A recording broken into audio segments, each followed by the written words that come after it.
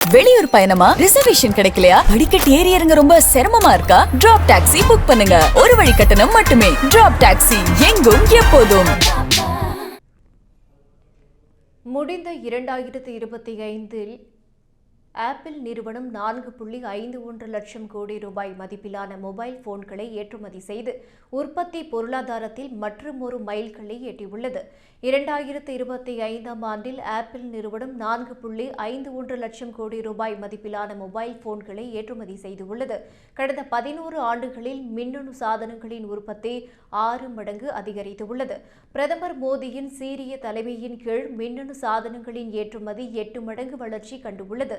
இந்த முன்னேற்றமானது இந்தியாவின் டாப் 3 ஏற்றுமதி பொருட்களின் பட்டியலில் மின்னணு சாதனங்களை இடம்பெற செய்துள்ளது.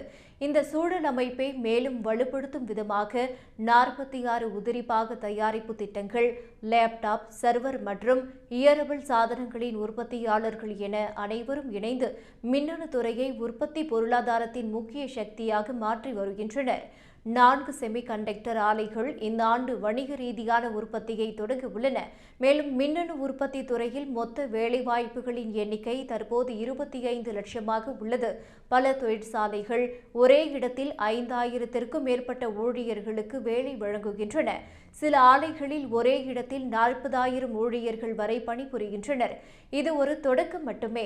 வடிவமைப்பு, உற்பத்தி, OS, APPக்கள், மூலப்பொருட்கள் மற்றும் உபகரணங்கள் என மின்னணு துறையின் ஒட்டுமொத்த அடுக்குகளிலும் பாரதம் ஒரு முக்கிய சக்தியாக உருவெடுக்கும் எனவும் பிரதமர் நரேந்திர மோடியின் மேக் இன் இந்தியா திட்டத்திற்கும் இந்தியாவை ஒரு உற்பத்தி பொருளாதாரமாக மாற்றும் நமது முயற்சிக்கும் கிடைத்துள்ள ஒரு முக்கிய மைல்கல் எனவும் மத்திய அமைச்சர் அஸ்வினி வைஷ்ணவ் தெரிவித்துள்ளார்.